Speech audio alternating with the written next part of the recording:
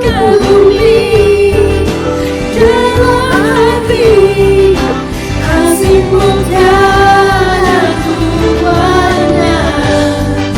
Sampai kini ku akui kasih-Mu tiada duanya.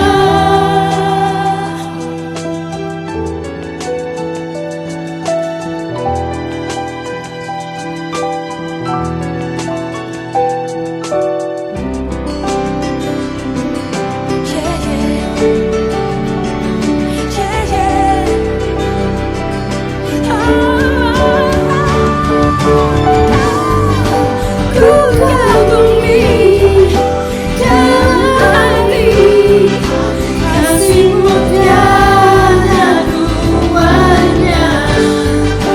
Sampai kini ku akui kasih-Mu tiada duanya. Ku kagumi dalam hati, kasih-Mu tiada duanya. Sampai kini ku akui kasih-Mu tiada duanya.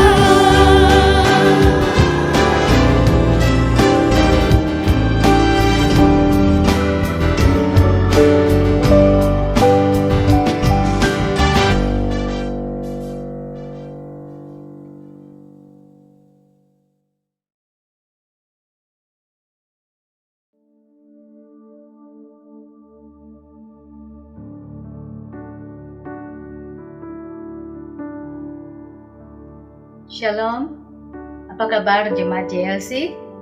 Doa saya, Tuhan kita Yesus Kristus sentiasa menjaga dan memelihara kita, dan dimanapun ahli keluarga kita berada, Tuhan Yesus sentiasa menjaga dan melindungi kita daripada yang jahat. Ya, kita bersyukur kesempatan yang baik sehingga saat ini kita masih dapat bersama-sama di dalam ibadah online ini. Ya, mari. Sebelum kita mendengarkan sabda Tuhan, kita mau berdoa bersama-sama. Kita mau mengucap syukur kepada Tuhan kita, Yesus Kristus. Mari saja kita semua tunduk kepala dan kita mau berdoa. Haleluya. Bapa di surga, di dalam nama Tuhan Yesus, kami bersyukur karena Engkau Tuhan yang baik dalam hidup kami. Pada saat ini, kami mau menyerahkan setiap pribadi kami yang mendengarkan kebenaran firman Tuhan ini. Biarlah Tuhan Engkau tutup bungkus setiap pribadi kami, ahli keluarga kami dengan kuasa darah Yesus Kristus. Berkatilah firman-Mu Tuhan. Engkau mengurapi hamba-Mu secara khusus untuk menyampaikan firman-Mu Tuhan. Biarlah apa yang keluar berasal daripada Engkau sendiri, dari isi hati Tuhan sendiri. Biar ini memberikan kekuatan peneguhan bagi iman kami, dan kami tetap hidup bersama Tuhan Yesus. Berkati setiap jemaat JLC maupun ahli keluarga maupun setiap jemaat Tuhan yang lain yang mendengarkan kebenaran firman Tuhan ini. Berkati kami semua Tuhan. Satukan kami di dalam nama Tuhan Yesus. Biar nama Engkau ditinggikan dan dimuliakan di tengah-tengah ibadah online ini. Biar nama Tuhan Yesus saja yang diagungkan, dimuliakan. Terima kasih Bapa di surga, terpujilah nama-Mu. Dalam nama Tuhan Yesus kami berdoa, kami bersyukur. Amin. Puji Tuhan. Shalom. Ya, kita bersyukur karena Tuhan kita Yesus Kristus Tuhan yang baik. Amin. Haleluya. Mari pada saat ini saya ajak kita untuk melihatkan Alkitab kita ataupun kita mendengarkan ya petikan firman Tuhan yang perlu kita mempelajari pada hari ini ya. Kita lihat di dalam kitab Zefanya pasal yang kedua ayat pertama dan ketiga. Ini dalam perjanjian lama, kitab Zefanya pasal 2 ayat 1 hingga ayat yang ketiga. Mari kita membacakannya. Ayat yang pertama sampai ketiga. Tajuk besar di sini adalah seruan untuk bertobat. Haleluya. Bersemangatlah dan berkumpullah, hai bangsa yang acuh tak acuh. Sebelum kamu dihalau seperti sekam yang tertiup, sebelum datang ke atasmu murka Tuhan yang bernyala-nyala itu, sebelum datang ke atasmu hari kemurkaan Tuhan. Carilah Tuhan, hai semua orang yang rendah hati di negeri, yang melakukan hukum-Nya. Carilah keadilan, carilah kerendahan hati. Mungkin kamu akan terlindung pada hari kemurkaan Tuhan. Amin. Haleluya. Nah, apa yang kita mendengarkan firman Tuhan tadi yang kita baca, ini adalah setelah Tuhan berfirman kepada hamba-Nya Nabi Zefanya, maka apa yang dikeluarkan firman Tuhan dari mulut Allah itu, itulah yang diucapkan dan diserukan oleh Zefanya kepada umat Allah, bangsa Yehuda dan Yerusalem. Nah, Zefanya menyampaikan suatu peringatan, satu nasihat dan teguran, bahkan penghiburan melalui firman Tuhan yang telah disampaikan Allah kepada dia. Nah, inilah sudah sekian lama Tuhan menunggu umat-Nya untuk bertobat, untuk kembali kepada Dia. Namun umat-Nya tetap saja tinggal di dalam dosa. Firman Tuhan kita pada hari ini yang kita baca tadi bertemakan carilah Tuhan, carilah keadilan, dan carilah kerendahan hati. Carilah Tuhan, carilah keadilan, dan carilah kerendahan hati. Amin. Haleluya. Umat Tuhan yang Tuhan kasihi, bangsa Yehuda dan juga Yerusalem ini, mereka begitu memberontak terhadap firman Tuhan, terhadap hukum Allah. Segala perbuatan jahat mereka dan yang kotor itu menimbulkan murka Allah. Sebab atas perbuatan dosa-dosa yang telah mereka lakukan di depan mata Tuhan. Sebab perbuatan jahat dan dosa mereka inilah mereka hidup penuh dengan hawa nafsu. Segala keinginan daging, penyembahan berhala, penyembahan dewa-dewi, dan mereka memberontak kepada hukum Allah. Ini memalukan nama Tuhan yang disembah oleh nenek moyang mereka Abraham, Ishak, dan Yakub. Memalukan nama Allah mereka, Sang Pencipta, Allah semesta alam. Bangsa-bangsa asing, orang-orang fasik melihat dan mereka mencela dan mereka mempermalukan nama Tuhan, bangsa Yehuda dan Yerusalem. Ini menimbulkan murka Allah. Sebab itulah khotbah Zefanya ini sangat keras dan tegas. Ya, dia memperingatkan karena bangsa umat pilihan Allah ini telah berlaku curang kepada Tuhan. Mereka sudah berpaling tadah kepada kasih yang mula-mula. Apa yang ditulis oleh Nabi Zefanya ini juga sangat bermanfaat bagi saudara dan saya pada zaman sekarang ini. Khususnya kepada kita yang harus mengambil ini sebagai satu motivasi bagi kita. Di mana kita harus berdoa bagi setiap ahli keluarga kita, bagi setiap saudara-saudara kita, saudara mara kita, bangsa kita yang masih hidup di dalam dosa, yang masih mengeraskan hati dan tidak mau meninggalkan kegemaran dosa mereka itu. Kita perlu menjadi pendoa-pendoa syafaat bagi mereka. Karena Allah mengasihi orang berdosa, namun Allah benci perbuatan dosa. Kita mempunyai peranan sama seperti hambanya Zefanya. Nah, Di dalam kitab Zefanya pasal kedua ayat pertama dan ketiga yang telah kita baca tadi, ini merupakan suatu seruan kepada bangsa Yehuda dan Yerusalem supaya mereka segera bertobat dan berbalik kepada Tuhan semesta alam. Segera, jangan bertangguh-tangguh, jangan berlengah-lengah lagi di dalam dosa. Mengapa seruan bertobat ini, untuk bertobat ini harus didengar, dipatuhi, dan dilakukan kepada bangsa Yehuda, Yerusalem, bahkan kepada manusia di zaman masa kini. Ini harus didengar, dipatuhi dengan baik. Kenapa itu penting? Ini harus segera didengarkan. Alasan utama kenapa firman Tuhan ini harus didengarkan adalah karena hari Tuhan sudah dekat. Hari Tuhan sudah dekat. Hari Tuhan sudah dekat, semakin dekat dan semakin dekat. Ya, yaitu hari penghakiman, hari penghukuman bagi orang yang menolak Yesus dan Injil Kristus. Dan hari kemurkaan Tuhan, hari pengadilan Tuhan, pasti dinyatakan, pasti dilakukan. Itu sudah dekat. Sebab itulah Zefanya menyatakan ini dengan keras.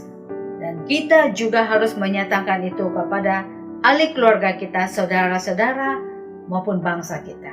Supaya mereka bertobat daripada dosa-dosa. Percaya kepada Yesus Kristus sebagai Tuhan, Juru Selamat, dan Raja dalam hidup mereka. Supaya mereka memperolehi keselamatan yang kekal yang hanya ada di dalam Yesus Kristus. Amin. Sebab itulah, di dalam Zefanya pasal yang pertama, ayat ke-7 dan 15. Di dalam kitab Zefanya pasal yang pertama, ayat yang ke-7 dan juga ayat yang ke-15. Kita akan melihat itu sebentar dan saya akan membacakan itu. Zefanya pasal pertama ayat ke-7. Berdiam dirilah di hadapan Tuhan Allah, sebab hari Tuhan sudah dekat. Sungguh Tuhan telah menyediakan perjamuan korban dan telah menguduskan para undangannya. Pada hari perjamuan korban Tuhan itu, aku akan menghukum para pemuka, para anak-anak raja, dan semua orang yang memakai pakaian asing. Aku akan menghukum pada hari itu semua orang yang melompati ambang pintu dan memenuhi istana tuan mereka dengan kekerasan dan penipuan. Maka pada hari itu, demikianlah firman Tuhan, akan terdengar teriakan dari pintu gerbang ikan dan ratapan dari perkampungan baru dan bunyi keruntuhan hebat dari bukit-bukit. Merataplah hai penduduk perkampungan lumpang, sebab telah habis segenap kaum pedagang, telah lenyap segenap penimbang perak. Pada waktu itu aku akan menggeledah Yerusalem dengan memakai obor dan akan menghukum orang-orang yang telah mengental seperti anggur di atas endapannya dan yang berkata dalam hatinya,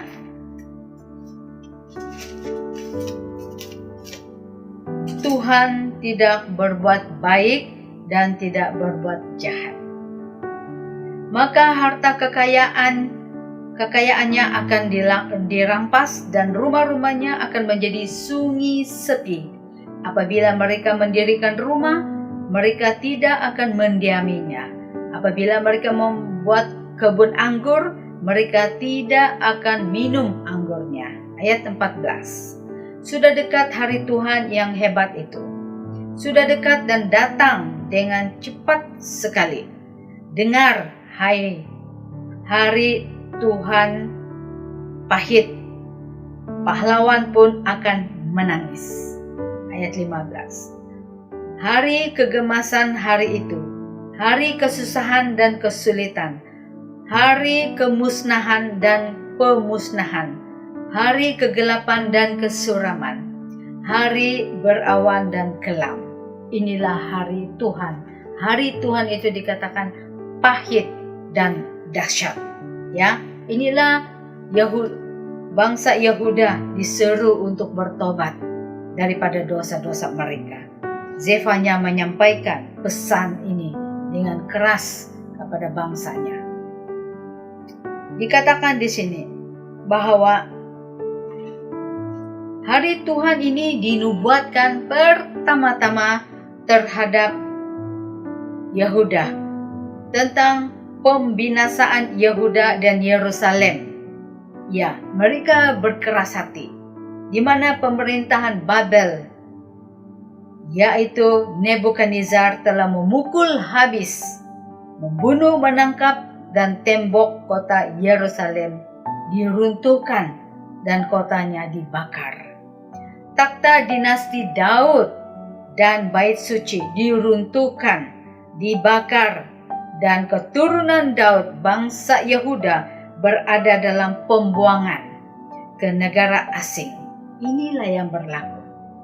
Sebab itu Tuhan memperingatkan supaya mereka bertobat sebelum hukuman itu berlaku. Dan nubuat yang kedua oleh Zefanya adalah penghukuman Allah atas seluruh dunia dan atas semua bangsa-bangsa pada akhir zaman ini. Semua manusia, tidak ada yang terkecuali. Ya, semua bangsa, saudara-saudari, Bapak Ibu yang kekasih di dalam Kristus Yesus, kita harus sedarkan diri kita sendiri setiap hari. Sedarkan diri kita. Kita sekarang sudah berada di akhir dari akhir zaman. Tidak ada waktunya untuk kita lagi berseronok di dalam dosa dan hawa nafsu. Kita tidak ada masa untuk membenci, dendam, marah, dan melakukan hal-hal yang tidak memuliakan nama Tuhan. Masanya sudah terlalu singkat dan suntuk. Yesus segera datang. Jadi kita tidak ada punya waktu untuk diri sendiri, untuk kepentingan diri sendiri, terus membenci, dendam, marah, dan sebagainya. Jangan kita melakukan perbuatan itu. Ini yang dilakukan oleh Yehuda dan Yerusalem. Hidup mereka terus-menerus dipenuhi dengan hawa nafsu, penyembah berhala, menyembah dewa-dewi, ya, melakukan perzinahan, percabulan, penipuan, penindasan, pembunuhan, pembohongan. Orang yang suka berbohong dan terus berbohong. Alkitab berkata, bapa segala dusta adalah iblis. Kalau orang itu terus-menerus hidup di dalam penipuan, pembohongan, berarti dia terus hidup di bawah kuasa iblis.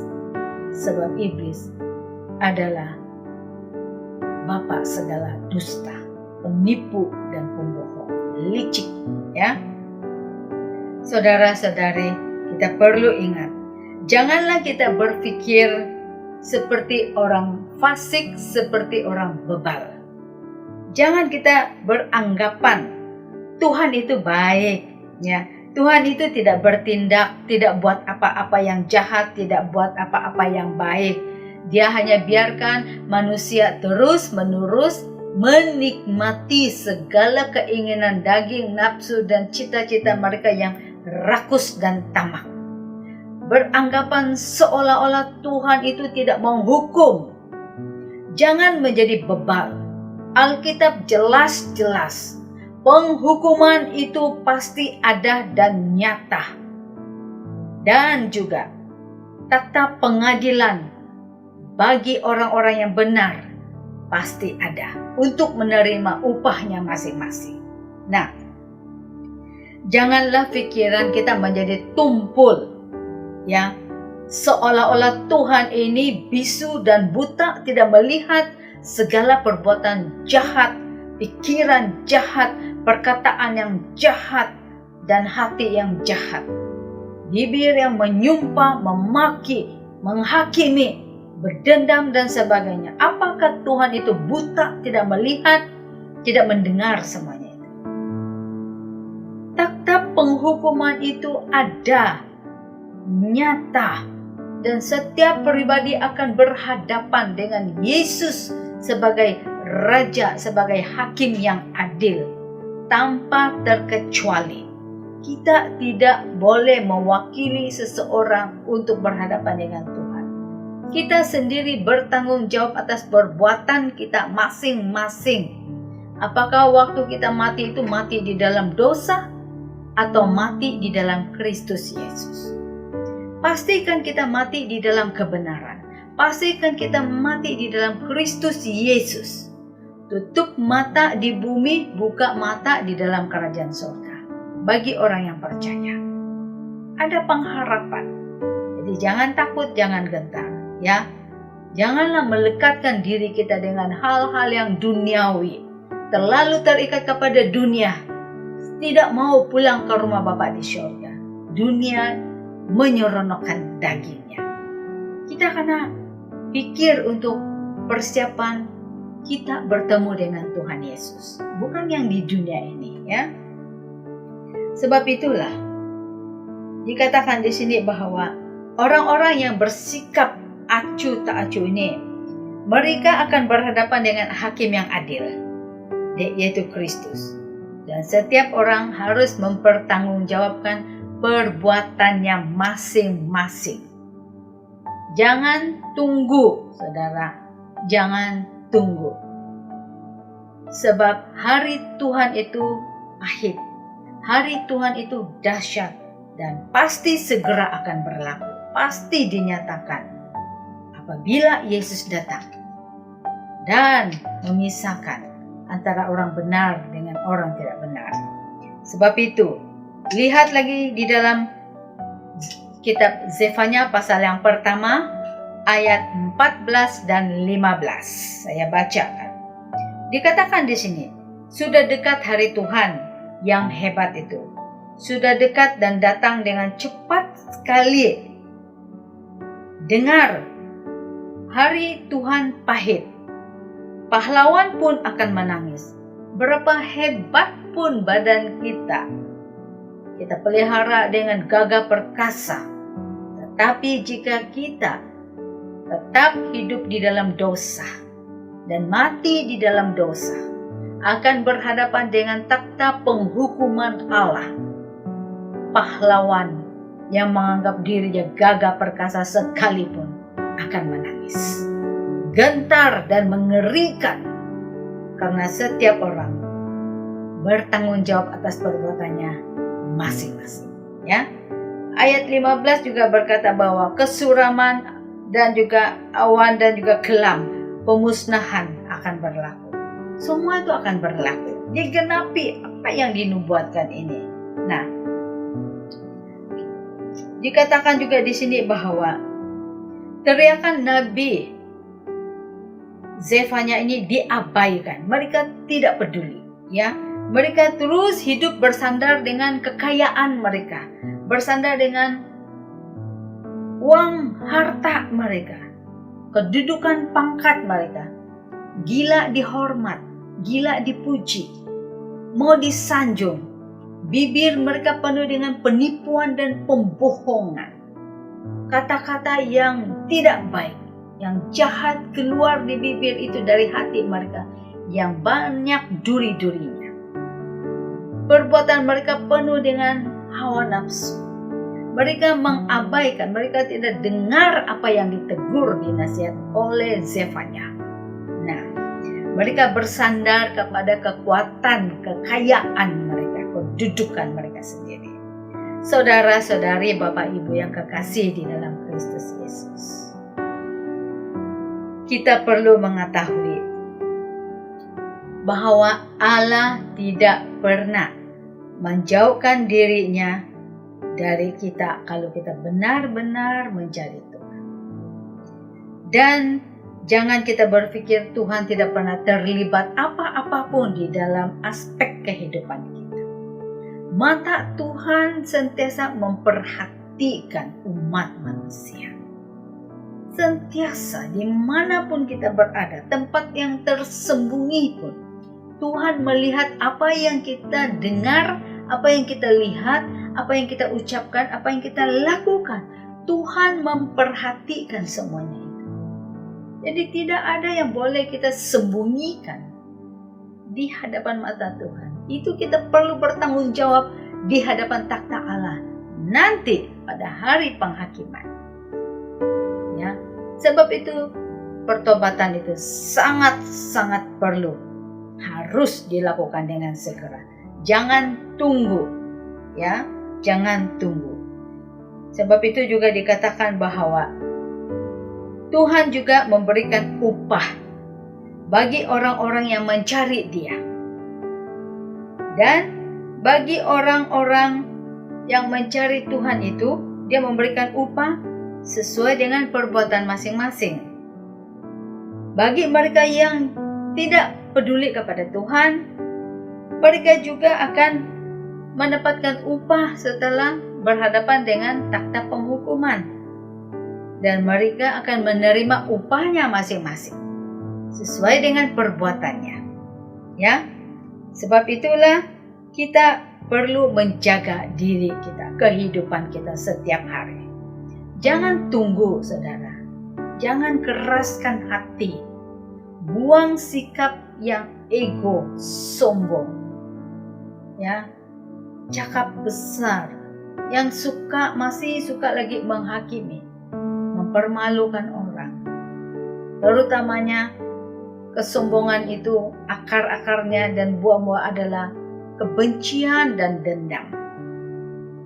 Kalau kita melayani, hati kita penuh dengan kebencian, dengan dendam, bagaimana mungkin kita melayani jiwa-jiwa yang terhilang itu, yang Tuhan kasihi? Sedangkan kita, hati saudara, masih benci dan dendam kepada seseorang. Mungkin saudara membenci istri saudara, dendam, sakit hati. Itu adalah penghalang doa kita.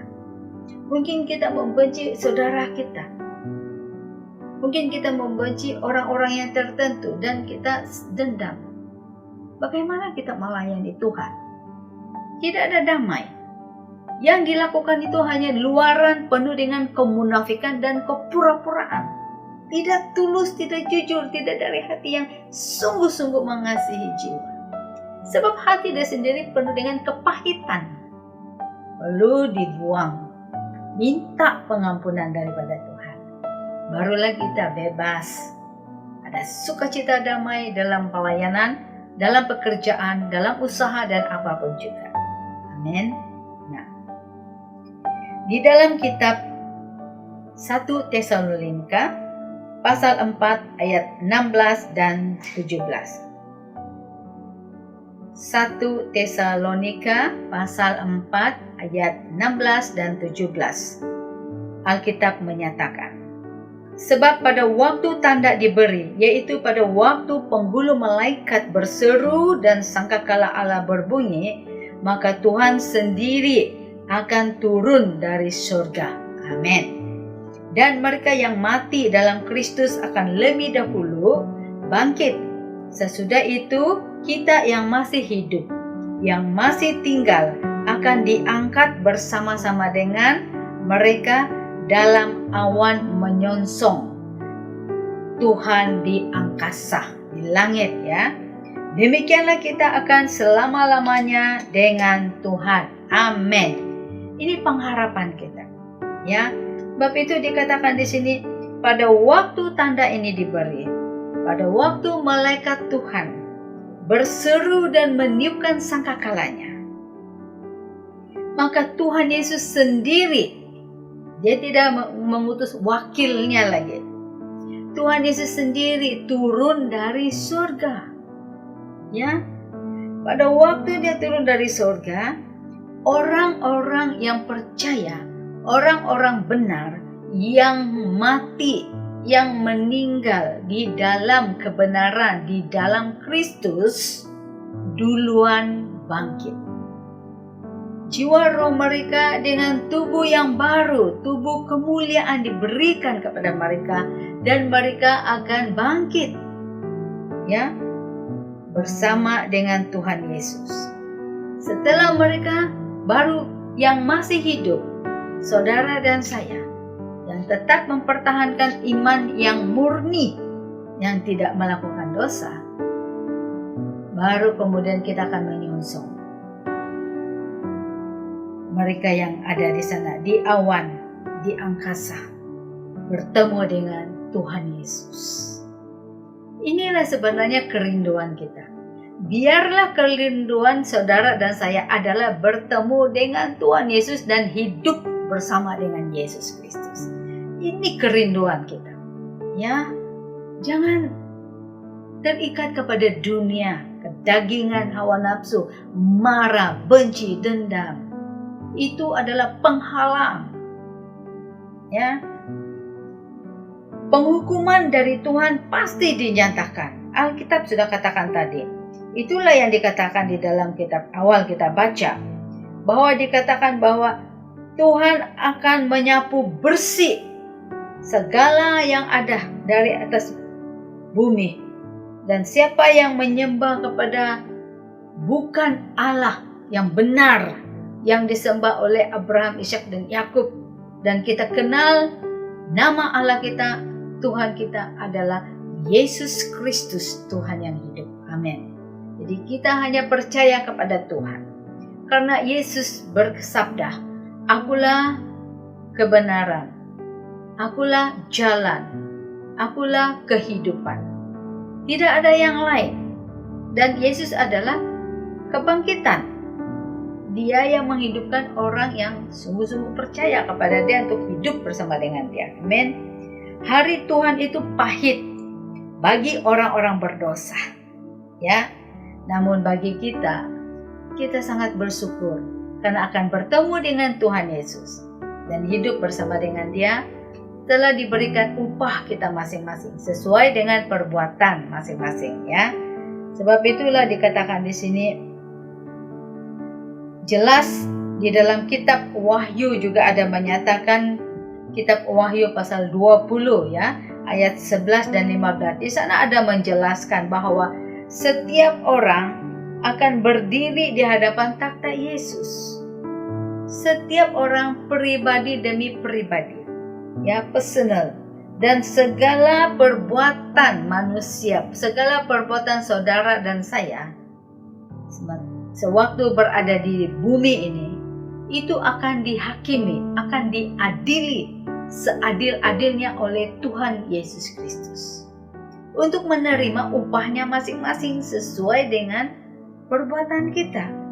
Nah, ini yang dikatakan. Kemudian dikatakan setelah diadili, mereka yang namanya dicatat, ditulis di dalam kitab kehidupan dalam kerajaan surga akan dihakimi menurut perbuatannya untuk menerima upah. Pastikan nama kita dicatatkan di dalam kitab kehidupan dalam kerajaan surga. Kita mewarisi kerajaan Allah bersama dengan Tuhan. Dan mereka namanya yang tidak ada ditulis, dicatat dalam kitab kehidupan di surga, mereka akan dihakimi dan menerima penghukuman menurut perbuatan mereka.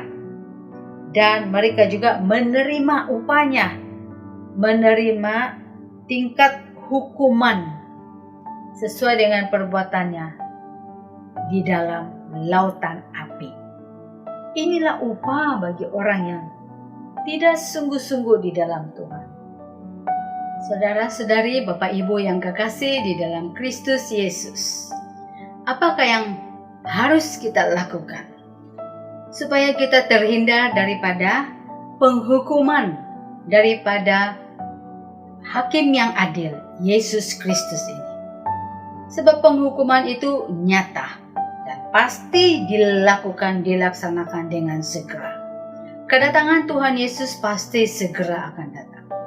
Sebab itu kan kita mempersiapkan pribadi kita saat ini di bumi ini sebelum Yesus datang dan sebelum semua manusia berhadapan dengan takhta pengadilan Tuhan Yesus. Apa yang perlu kita lakukan supaya kita terhindar dari penghukuman ini? Ya, yang kita lakukan adalah carilah Tuhan, carilah keadilan, dan carilah kerendahan hati. Carilah Tuhan, carilah keadilan, dan carilah kerendahan hati. Ini yang kita baca tadi di dalam Zefanya pasal yang kedua, ayat 1 hingga ayat yang ketiga. Ini adalah kesempatan untuk bertobat masih ada. Ya, pintu kasih Allah masih terbuka luas saat ini bagi setiap manusia. Sebab setiap manusia adalah orang yang berdosa. Namun Tuhan itu mengasihi orang yang berdosa. Sebab itulah pintu kasih Allah terbuka luas masih saat ini, ya. Dan Zefanya berseru, bersemangatlah dan berkumpullah hai bangsa yang acuh tak acuh. Bangsa yang sambil lewat, bangsa yang tidak memperhatikan, tidak memperdulikan pesanan amaran daripada firman Allah. Mereka tidak mendengarkan firman Tuhan. Mereka mengabaikan firman Tuhan. Mereka tidak mau ditegur, tidak mau dinasihat, tidak mau dikoreksi. Karena kedagingan mereka lebih kuat daripada kehidupan kerohanian mereka. Sudah dikuasai oleh segala hawa nafsu. Demikian juga gereja pada akhir zaman ini. Setiap umat Tuhan, setiap jemaat Tuhan di gereja manapun, kita perlu bertobat sungguh-sungguh, cari Tuhan, cari keadilan dan kerendahan hati. Mencari wajah Allah, menetap wajah Allah di dalam doa kesyukuran kita kepada Tuhan, dimanapun kita berada. Sebab di dalam Yesus itu Dia adalah Allah yang adil, Hakim yang adil. Kita cari Dia, supaya sikap kita juga semakin hari semakin seperti Yesus. Pikiran dan perasaan Kristus sama, kita ikut pikiran perasaan kita semakin sama dengan Kristus. Jangan lagi membiarkan diri kita terus-menerus dikuasai oleh hawa nafsu, kedagingan, keinginan dalam dunia ini. Cukuplah berkat yang Tuhan bagi kepada kita itu. Kita bersyukur. Nikmatilah itu sebaik-baiknya untuk kemuliaan Tuhan. Kita menikmati itu baik-baik untuk memuliakan Tuhan, bukan untuk memuaskan nafsu kita. Ya, jangan kita menyalahgunakan berkat Tuhan. Sebab itulah dikatakan di sini, jangan lagi kita mengeraskan hati. Orang sekarang pun malas memuji Tuhan, malas untuk menyembah Tuhan, malas berdoa, malas beribadah, malas baca Alkitab. Sungguh pun dia pandai membaca ataupun melihat di dalam handphone ada firman Tuhan, malas dengar firman Tuhan, khotbah-khotbah. Semua tidak mau. Kenapa? Karena kedagingan itu sudah menguasai orang itu. Kedagingan lebih kuat daripada kerohaniannya. Ini perlu bertobat, cari Tuhan dalam doa, cari keadilan Dia. Dengan rendah hati saja orang boleh bertobat. Tanpa kerendahan hati, orang itu sebenarnya tidak bertobat sungguh-sungguh. Sebab hatinya tinggi, ego itu ada di sana. Ya, sebab kita kena berjaga-jaga. Selagi sikap hati kita ego dan sombong, iblis akan terus-menerus mengganggu, terus-menerus akan menguasai pikiran dan jiwa orang itu. Sebab keangkuhan itu daripada iblis, setan. Keinginan kita biarlah menjadi sama seperti apa keinginan dan kerinduan Bapa di surga. Ya, jangan penting diri. Orang yang ego, orang yang penting diri, cepat emosi dan marah, dendam, sakit hati. Senang saja. Lihat buah-buah kehidupan dia nampak, boleh tahu sudah. Apakah dia sungguh-sungguh hidup tunduk kepada firman Tuhan, mencari Tuhan, cari keadilan dan rendah hati atau tidak. Dari buah-buah kehidupan orang itu kita boleh melihat. Ya, perkataan dia pun sudah boleh. Kita boleh mendengar dari perkataan dia itu. Cakapan yang kasar, cakapan yang memaki, menghakimi, ya, menuduh dan sebagainya, perkataan yang kotor, perkataan yang memaki dan sebagainya, menyumpah semua. Ini bukan daripada Tuhan. Belajarlah daripada firman Tuhan. Berhenti daripada perbuatan itu. Ya. Sebab segala perbuatan yang kita lakukan itu nanti dihakimi di hadapan Tuhan Yesus nanti. Kita perlu bertanggung jawab perbuatan kita masing-masing.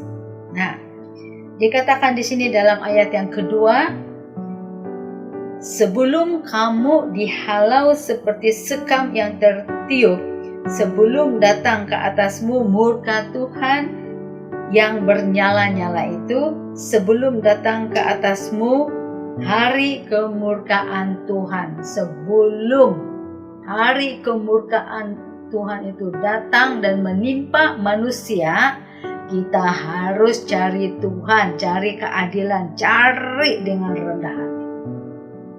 Tidak mungkin orang boleh menyembah, memuji, melayani Tuhan dengan hati yang sombong ego.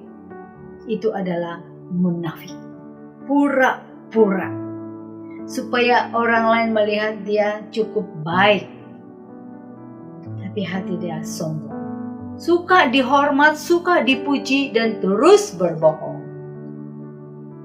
Apakah ini menyenangkan hati Bapa di surga? Apakah ini sesuai dengan firman Tuhan? Alkitab ada jawabannya, ya. Nah, sebab itu jangan kita bersikap acuh tak acuh. Diberi nasihat tidak mau, ditegur tidak mau, diajar tidak mau, diperingat tidak mau.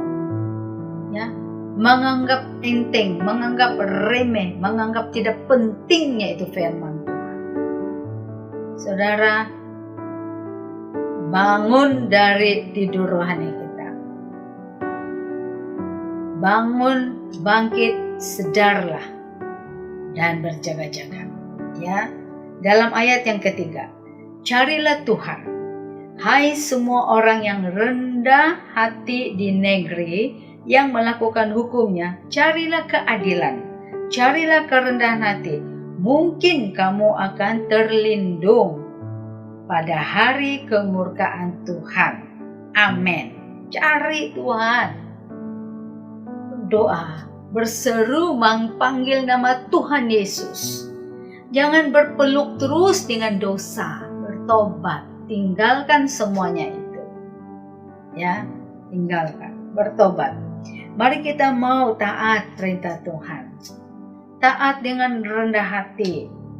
Dalam kesederhanaan cukup kita bersyukur pada Tuhan. Nah, Yesus berkata, akulah jalan, kebenaran, dan hidup. Kita mau datang kepada kebenaran itu, yaitu Yesus Kristus.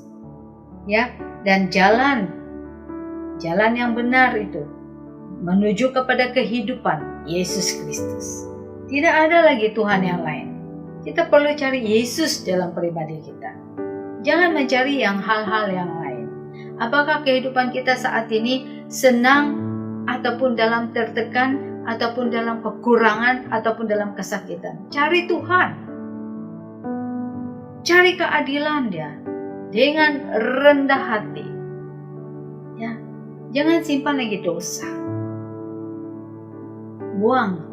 Minta Tuhan cabut akar-akar yang tidak baik, kepahitan itu, ya. Sebab itu dikatakan Yesus adalah Allah yang adil, ya.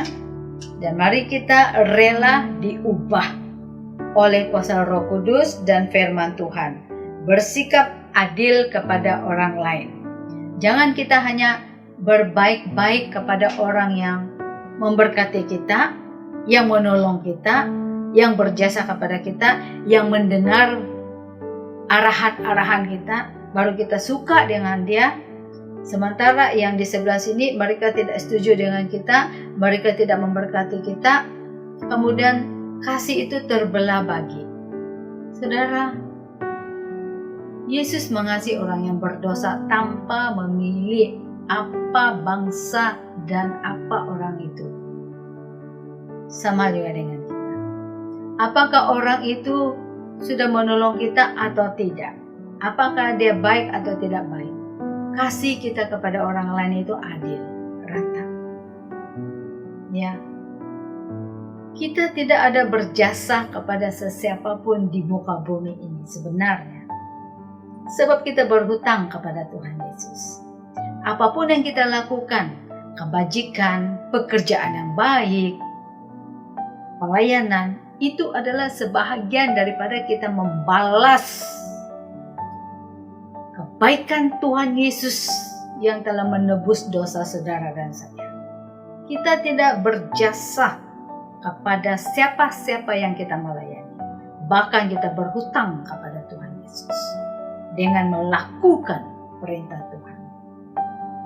Kita bersyukur Tuhan itu baik. Amin. Sebab itulah Tuhan Yesus senantiasa memberikan kita peringatan. Itulah Tuhan katakan, carilah Tuhan, carilah keadilan, dan carilah kerendahan hati. Jika masih ada kepentingan diri, sikap kita yang kasar, marah, itu menunjukkan egonya masih ada. Berdoalah kepada Tuhan, supaya hati kita menjadi sama seperti hati Kristus yang lembut, mudah mengampuni.